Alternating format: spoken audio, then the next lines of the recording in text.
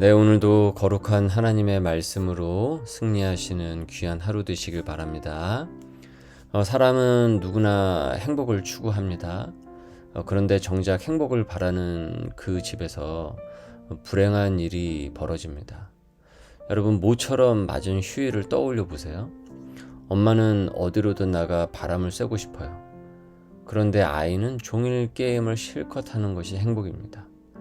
아빠는 오랜만에 아무것도 하지 않고 낮잠을 자는 것이 소원이에요. 한 지붕 아래에 똑같은 그 하루를 두고 각 식구들이 각자 다른 행복을 쫓고 있습니다. 그래서 행복하려고 시작한 그 귀한 하루가 다툼으로 끝납니다. 모두가 행복을 원했는데 정작 아무도 행복하지 못한 거예요. 왜 이런 일이 벌어집니까? 저마다 식구들마다 생각하는 행복이 다르기 때문입니다. 그리고 그 다른 행복은 사실은 참 행복이 아니라 행복과 비슷한 무엇이기 때문입니다. 그러니까 진짜처럼 보이지만 행복이 아닌 것, 평안처럼 들리지만 평안이 아닌 것. 오늘 우리가 묵상한 이 말씀에 보면은 평안처럼 들리지만 평안이 아닌 것을 짚고 있습니다. 유사 행복의 정체를 드러내고 있습니다. 우리가 지금 살펴보고 있는 신명기 29장은 모압 평지에서 하나님의 언약을 다시 맺는 자리다라고 했습니다. 모세는 이스라엘이 그간에 지나온 길을 다시 꺼내고 있습니다.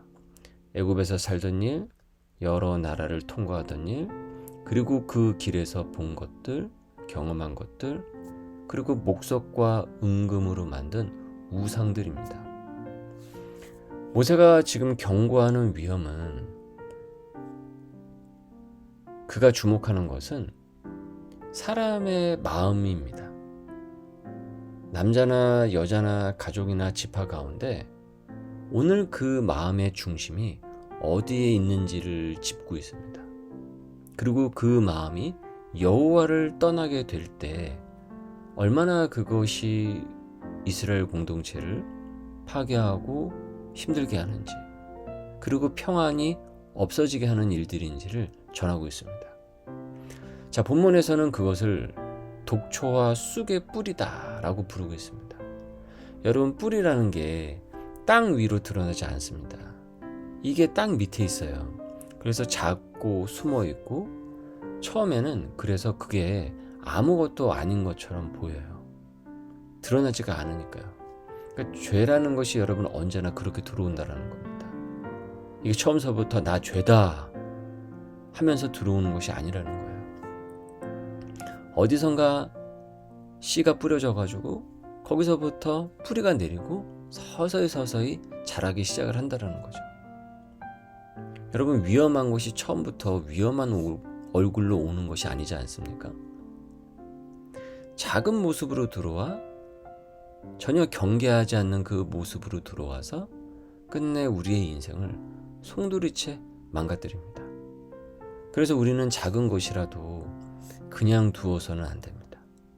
그것이 하나님의 것이 아니라고 한다면 영적으로 깨어 있어서 그것을 그냥 두지 말아야 합니다. 마음 한구석에 돋은 그 작은 뿌리 하나를 별것 아니라고 내버려 두는 사이에 그 뿌리가 우리의 마음을, 우리의 행복을, 우리의 평안을 통째로 갈아 엎어버린다는 거죠. 19절을 보십시오. 이 사람은 저주의 말을 듣습니다. 독초와 쑥의 뿌리가 너희 중에 생겨서 이 저주의 말을 듣고도, 그러면 어떤 반응이 나와야 됩니까? 이런 저주의 말이 들리면 깨닫고 돌아서야 되는 거겠죠. 그런데 지금 여기서 이 사람이 하는 얘기를 들어보십시오. 심중에, 마음 중에 스스로 복을 빌어 이르기를 내가 내 마음이 완악하여 젖은 것과 마른 것이 멸망할지라도 내게는 평안이 있을 것이다. 그렇게 한다라는 겁니다. 평안이 있으리라. 이게 들어보면은 얼마나 평안한 고백인지 몰라요. 이보다 행복한 말이 어디 있겠습니까? 이런 얘기를 들어도 나는 행복하다, 행복하다 라고 한다라는 거예요. 그런데 이 평안은 하나님을 떠난 그 마음이 그 사람이 스스로에게 선언한 자위적 평안이라는 겁니다. 그래서 말만 들으면 진짜처럼 보이지만 정말 저 사람 평안한가 보다 라고 하지만 사실은 가짜라는 거예요. 행복과 비슷한 유사 행복이라는 거죠. 유사품에 주의합시다. 우리 알고 있죠? 예. 그러니까 세상은 끊임없이 이와 같은 유사 평안을 속삭인다라는 거예요. 여러분, 아까 서두에 말씀을 드렸던 그 예들을 한번 보십시오. 각자가 자신의 그 행복을 추구를 합니다. 그런데 그 행복이라는 것이요, 하나님과 상관없이 정의하는 순간 사람들은 그 작은 가정 안에서의 각 식구들의 그 사람의 마음은 저마다 자기의 행복의 신이 된다는 거예요. 그래서 저마다 스스로 복을 비는 겁니다. 그러니까 저마다 다른 복을 비는 집에는 끝내 아무 평안도 남질 않습니다. 즉, 하나님을 떠난 백성이 추구하는 그 행복은 처음부터 행복이 될 수 없었다라는 거예요. 처음부터 평안이 될 수 없었다라는 겁니다. 모세가 지금 이 말년에 이것을 지금 이스라엘 백성들에게 재차 주지하고 있는 겁니다. 그저 행복의 모양을 했을 뿐이라는 것이죠. 그래서 오늘 본문이 우리에게 주는 그 진리가 드러나는데, 행복은, 평안은 만들어내는 것이 아니라, 내가 스스로 자기적으로 만들어내는 것이 아니라 그거는 하나님으로부터 주어지는 것입니다. 19절에 이 사람들은 평안을 스스로 빌었습니다.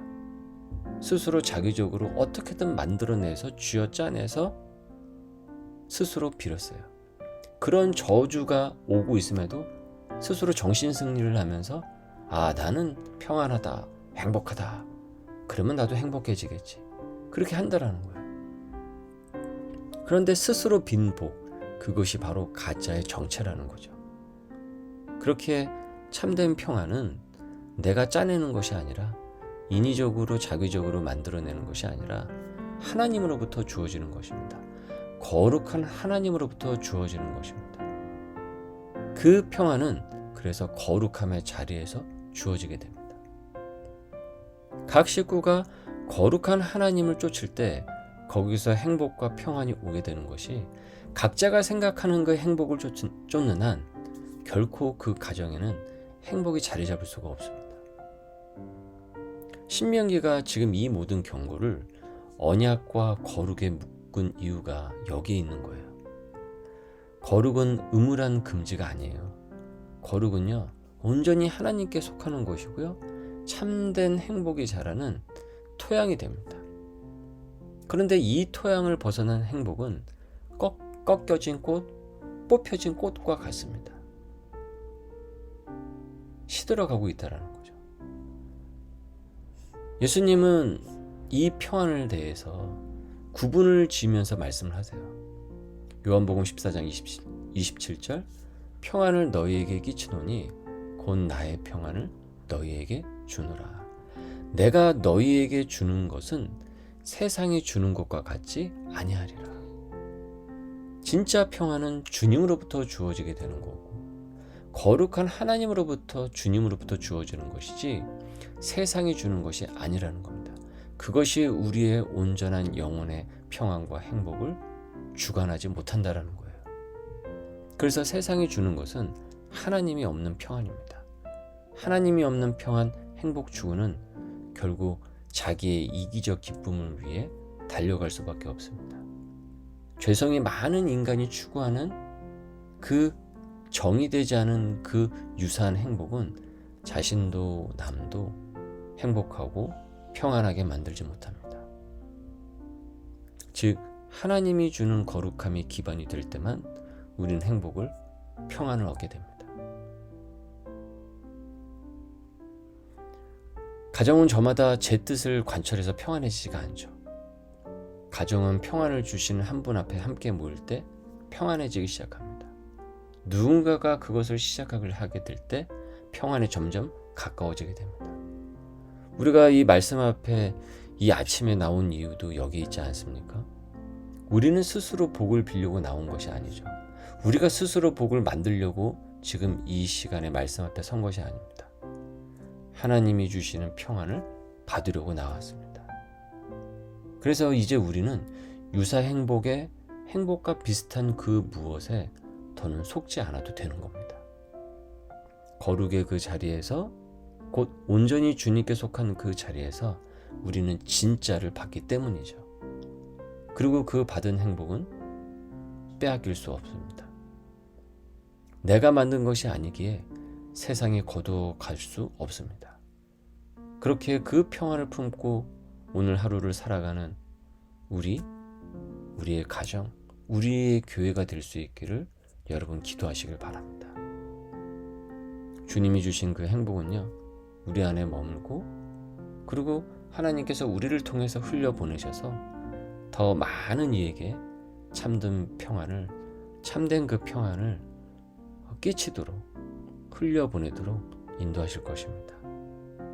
거룩하신 하나님을 바라보며 참된 평안과 은혜를 누리는 우리 하나님의 백성들 될 수 있기를 주님의 이름으로 축원합니다.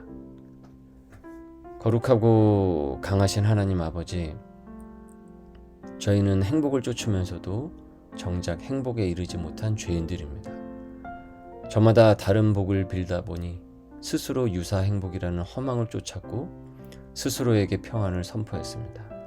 이런 거짓에 속아왔던 저희의 허물을 용서하여 주옵소서. 이제 주님이 주시는 참된 평안을 얻게 하여 주시고 세상의 것이 아니라 거룩한 참된 평안에 이르도록 성령님 저희의 마음을 주장하여 주옵소서. 거짓 평안과 행복에 취하고 속지 않게 하여 주옵소서.